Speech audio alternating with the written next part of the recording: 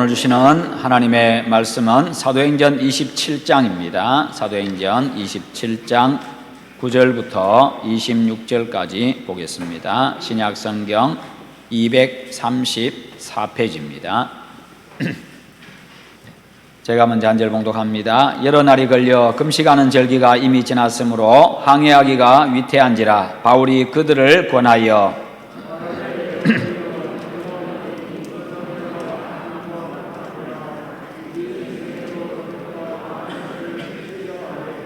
백부장이 선장과 선주의 말을 바울의 말보다 더 믿더라.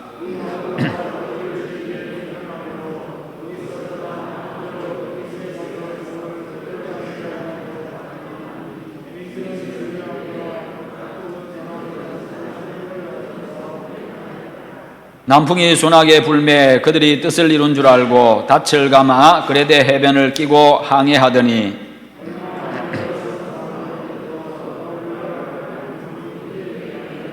배가 밀려 바람을 맞추어 갈 수 없어 가는 대로 두고 쫓겨가다가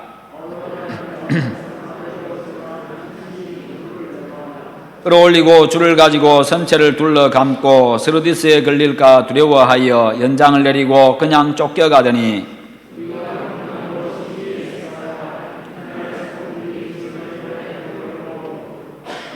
사흘째 되는 날에 배의 기구를 그들의 손으로 내버리니라.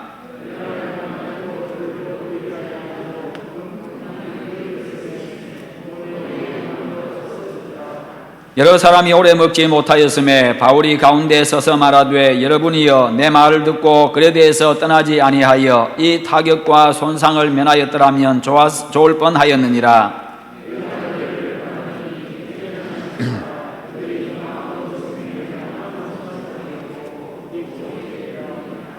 내가 속한 바 곧 내가 섬기는 하나님의 사자가 어젯밤에 내 곁에 서서 말하되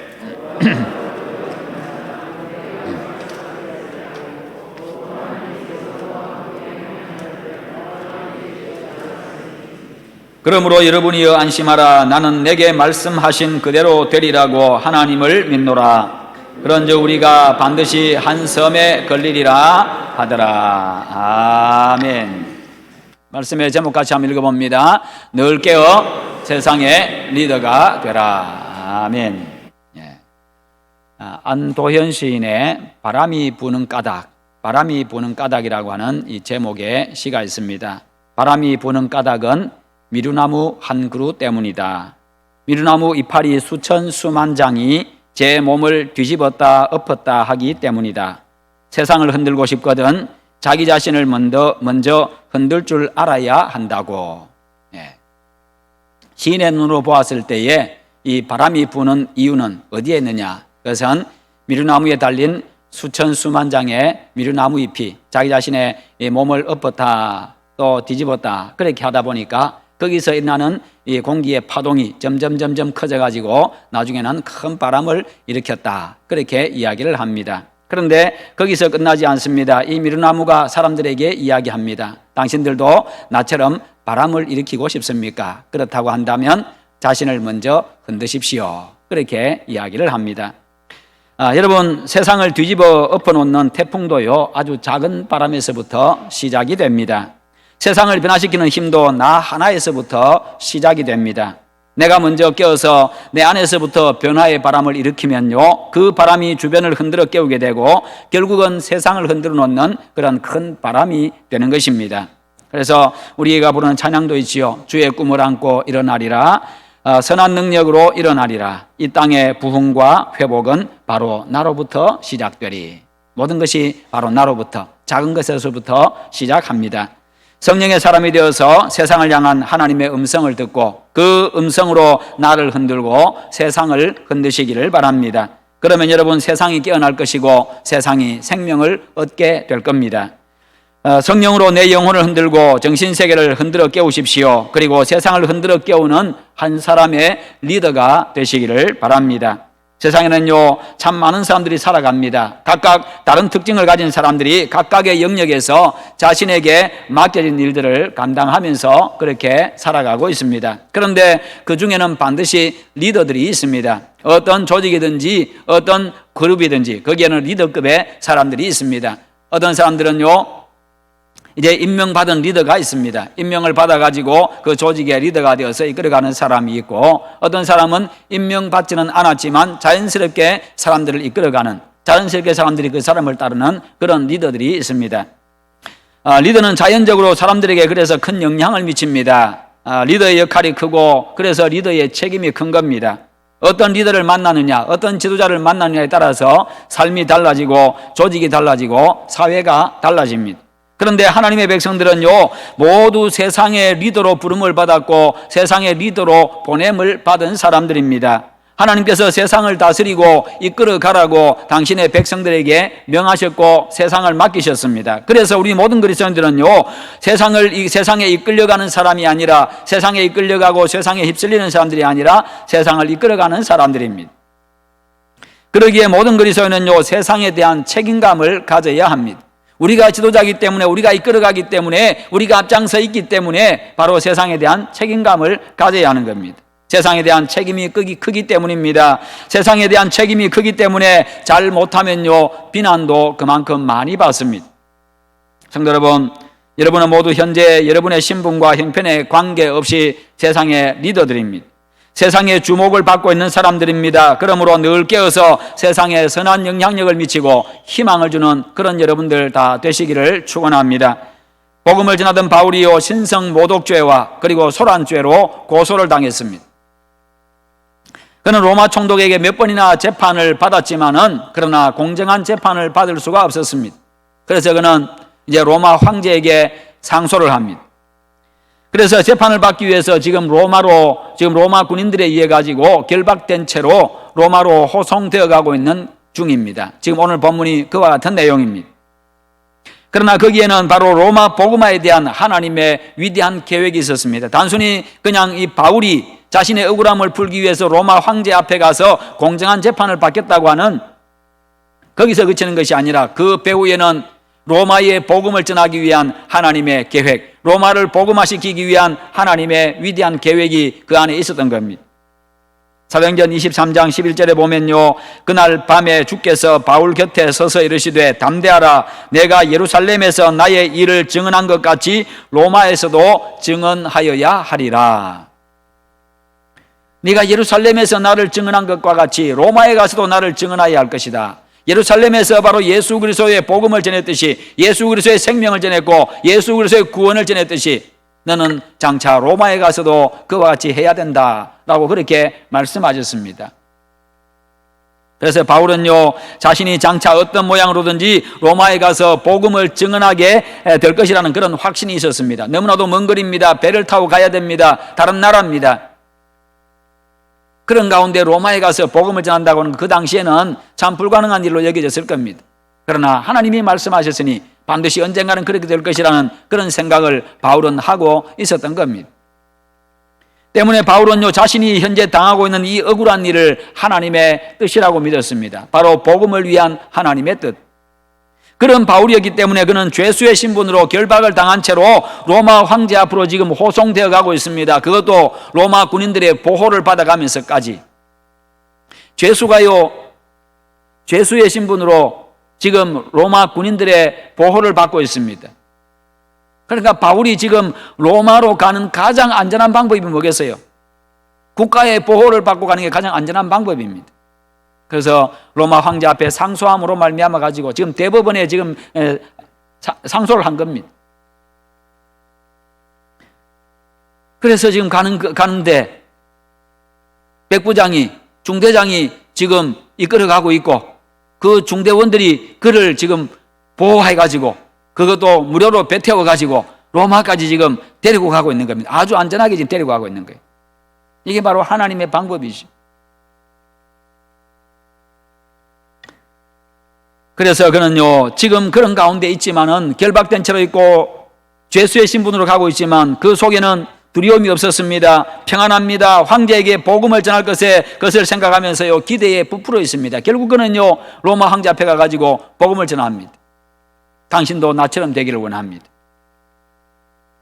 이처럼 모든 일에서 우리가 하나님의 뜻을 깨닫고 하나님께서 함께 하심을 확신할 때에 어떤 상황 속에서도 평안하고 담대할 수가 있는 것입니다.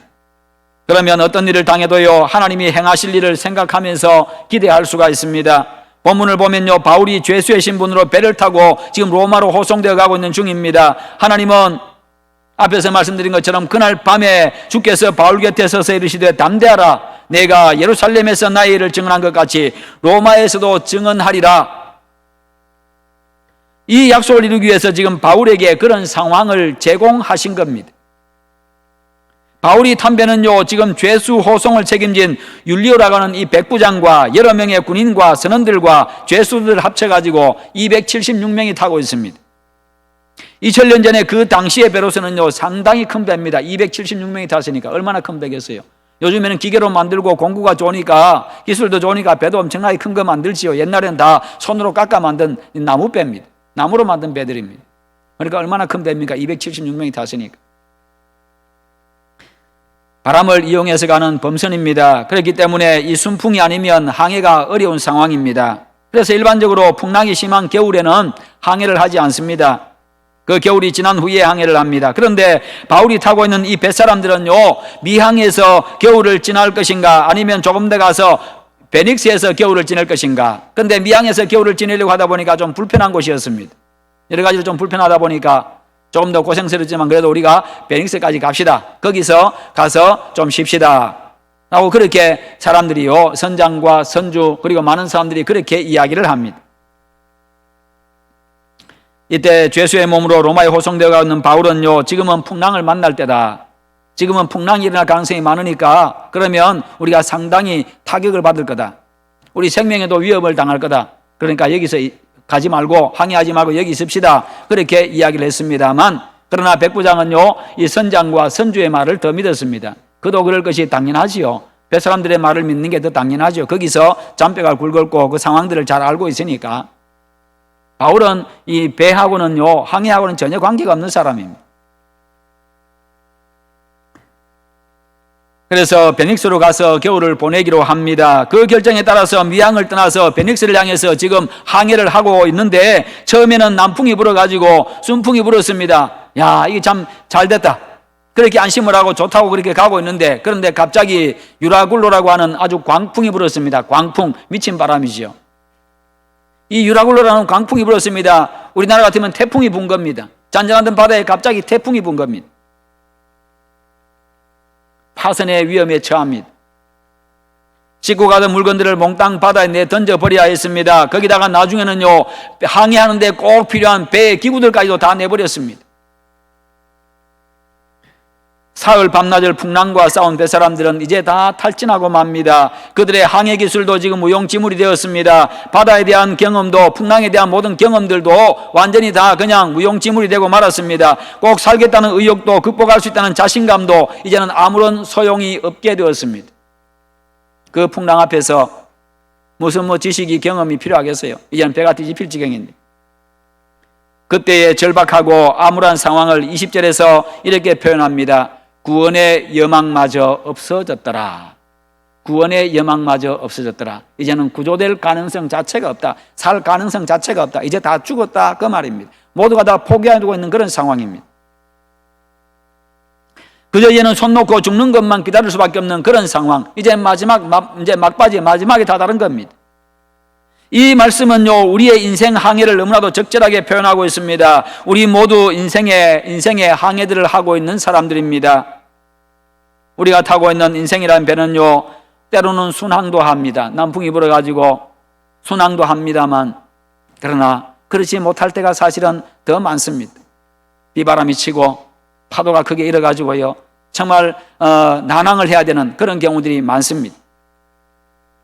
광풍 앞에 인생을 포기하고 싶을 만큼 절망적인 그런 상황에 처하기도 합니다.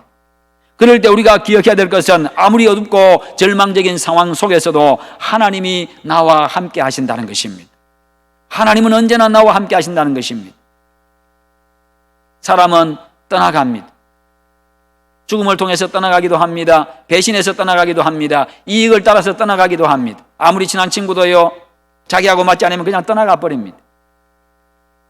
그러나 하나님은 어떤 상황에서도 우리와 함께 하시고, 주변 사람들, 친구들은요, 내가 좋을 때는 옆에 와서 그렇게 함께 좋아합니다만 심각한 어려움에 처해 보십시오. 다 떠나갑니다. 전화도 안 받습니다. 그러나 하나님은 말씀합니다. 내가 사망의 음침한 골짜기로 다닐지라도 해를 두려워하지 않을 것은 주께서 나와 함께 하심이라. 이게 바로 다윗의 평생의 고백이었습니다. 내가 맨손으로 사자와 싸울 때도 하나님이 함께 하셨고, 골리앗과 싸울 때도 함께 하셨고, 수많은 전쟁을 치를 때도 하나님이 함께 하심으로 나로 하여금 이기게 하셨다. 모든 것이 하나님의 도우심이었고 하나님이 함께 하심이었다. 그는 인생의 그 굴곡들, 인생의 그 고난들, 어려움들, 그것들을, 그 모든 것들, 억울함들, 그 모든 것들을 사망의 음침한 골짜기로 그렇게 표현하고 있습니다. 그 골짜기에 들어가면 죽을 수밖에 없는 그런 상황. 그러나 그럼에도 불구하고 하나님이 그곳에 함께 하셔서 나를 살려주셨다. 요셉의 인생을 한번 들여다보십시오. 그는 형들에게 미움을 받았습니다. 그래서 들에서 형들의 손에 의해서 죽을 뻔했습니다. 형들이 죽이려고 작정을 했습니다. 그러다가 한 형제가 우리 그러지 말고 죽여봐야 우리가 무슨 이익이 있겠느냐. 저기 상인들이 가고, 아라비아 상인들이 가고 있으니까 저 대상들에게 우리 동생 팔아버리자. 종으로 팔아버리자. 그럼 돈도 생기고 우리 손에서 피를 묻히지 말자. 그래서 합의를 하고 인신매매를 했습니다. 동생을 팔아버렸습니다. 애굽의 보디발 장군 집에 갔습니다. 거기서 종살이를 합니다. 뿐만 아니라 거기서 충실하게 종살이하다가 누명을 쓰고 옥에 갇히게 됩니다. 나약한 한 인간으로서 절망할 수밖에 없는 그런 상황이지요. 내가 무슨 그런 큰 잘못을 했다고 나에게 이런 일이 생기는가? 그것도 형들의 손에 의해 가지고 노예로 팔려가는 이런 엄청난 일을 당했습니다. 그 배반당한 그 심정, 형들의 손에 의해서 팔려가는 그 마음, 얼마나 그 마음이 아프겠어요. 그러나 그런 가운데서도 하나님은 여전히 그와 함께 하셨고, 하나님이 함께 하심으로 요셉이 형통했다라고 그렇게 성경은 말씀하고 있습니다. 그의 상황은 변한 것이 없습니다. 그럼에도 불구하고 하나님이 함께 하심으로 요셉이 형통했다. 여러분, 하나님이 함께 하시는 그 자체가 여러분 인생의 형통인 줄 믿으시기를 바랍니다. 하나님과 함께하는 인생의 마지막은 언제나 영광이고요, 마지막은 언제나 승리이고, 마지막은 언제나 풍요로움이기 때문입니다. 그러므로 현재 내가 어떤 형편에 처했느냐, 이것이 중요한 것이 아니라 하나님이 나와 함께 하시느냐, 이게 중요한 겁니다.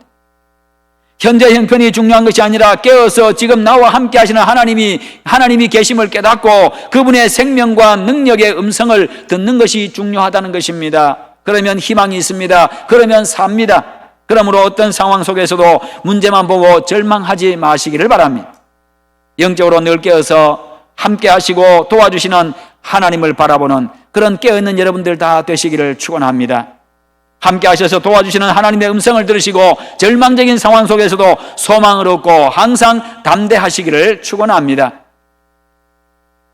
바울은 배가 파선 직전에 처하는 이런 다급한 상황 속에서도요, 조금도 낭망하거나 당황하지를 않습니다. 오히려 그는 하늘을 향해서 귀를 열었습니다. 하나님을 향해서 자신의 귀를 열었습니다. 하나님의 말씀을 들었습니다.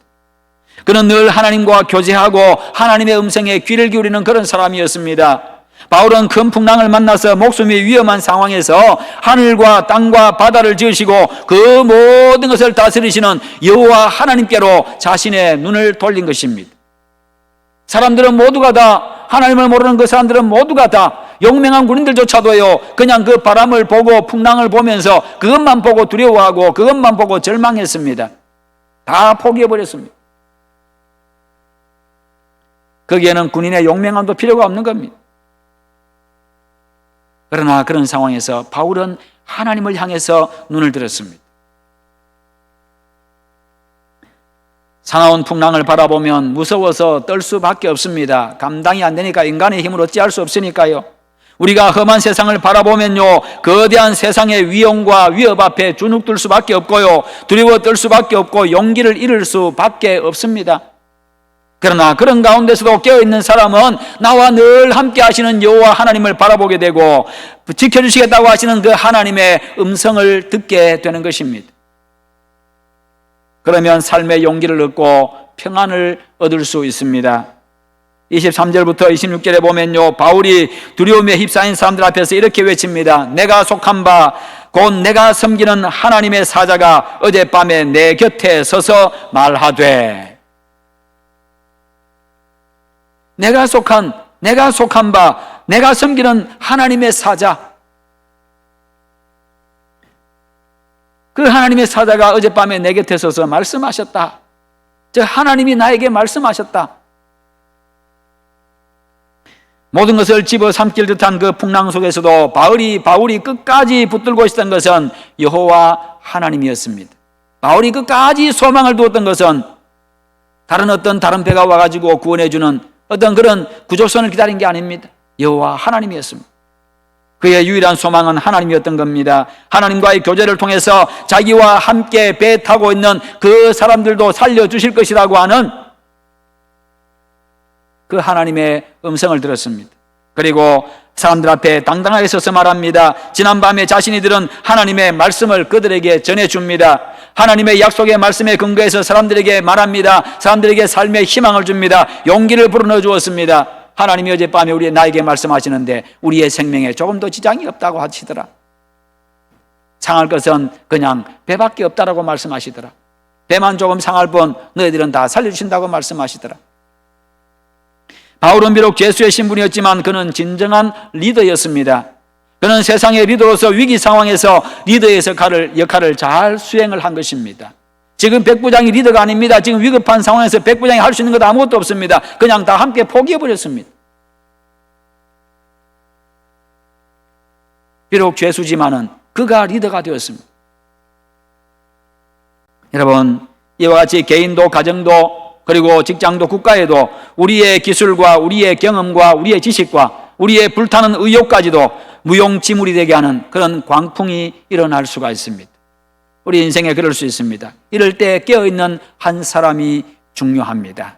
그 깨어있는 한 사람이 바로 여러분이 되시기를 축원합니다.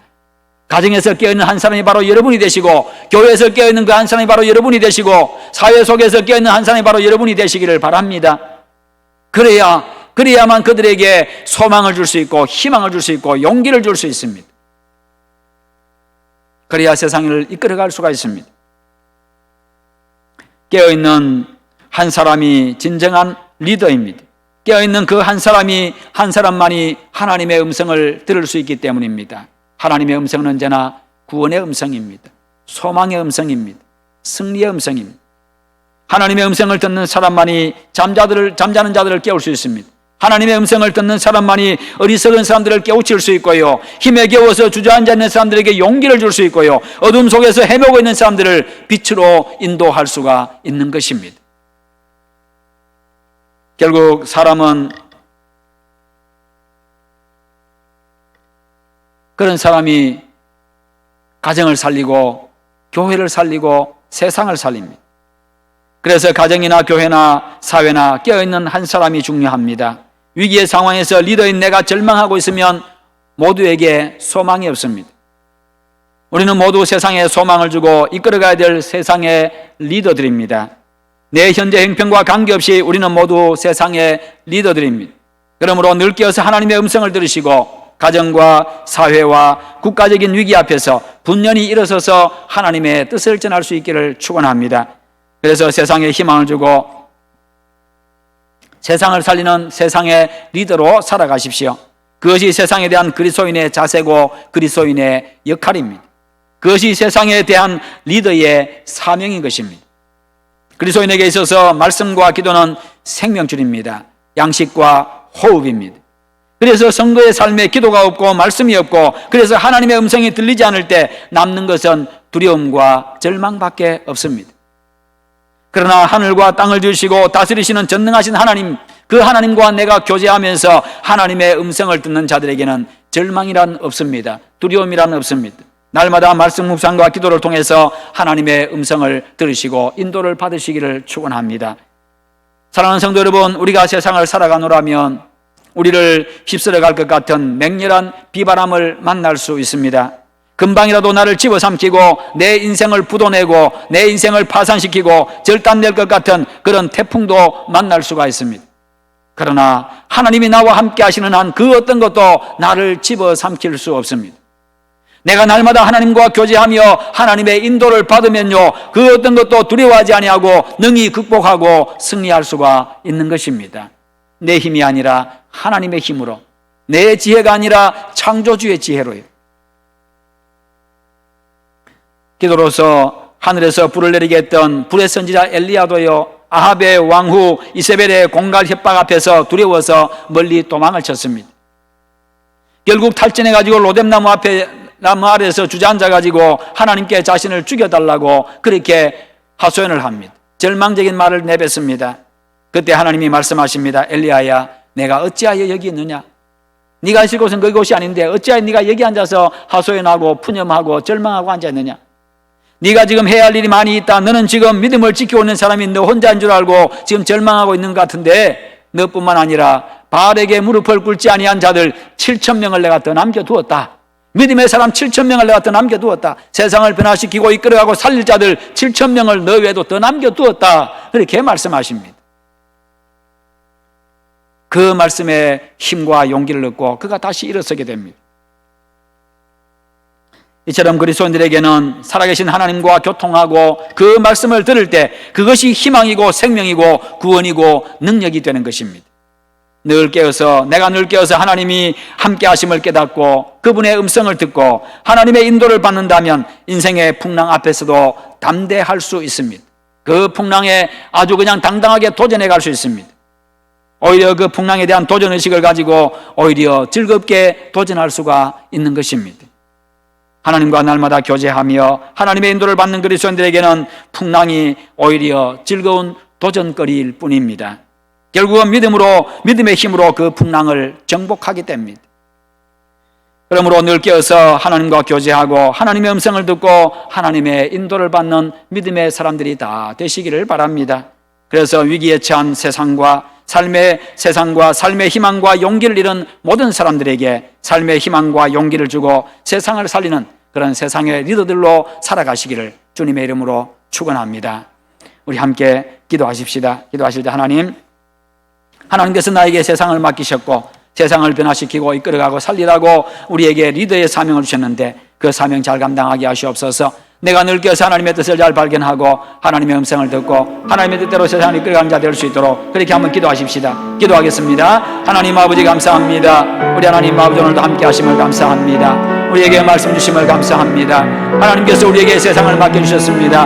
험한 세상입니다. 아버지 악한 세상입니다. 그런 세상 우리에게 맡겨주셨습니다. 세상을 변화시키라고, 세상을 이끌어가라고, 그런 험한 세상을 살리라고, 죽어가는 세상을 살리라고 맡겨주셨습니다. 우리 하나님 아버지 그 사명 잘 감당하게 하시고 세상을 잘 이끌어간 자 되게 하여 주시옵소서. 세상에 휩쓸리고 세상에 이끌려간 자가 아니라 세상의 풍랑을 점령해 나가고 세상을 이끌어가는 자로 살아갈 수 있도록 주께서 함께하여 주시옵소서. 그런 믿음의 리더들 다 될 수 있도록 주님 도와주시고 믿음의 승리자가 다 되게 하여 주시옵소서.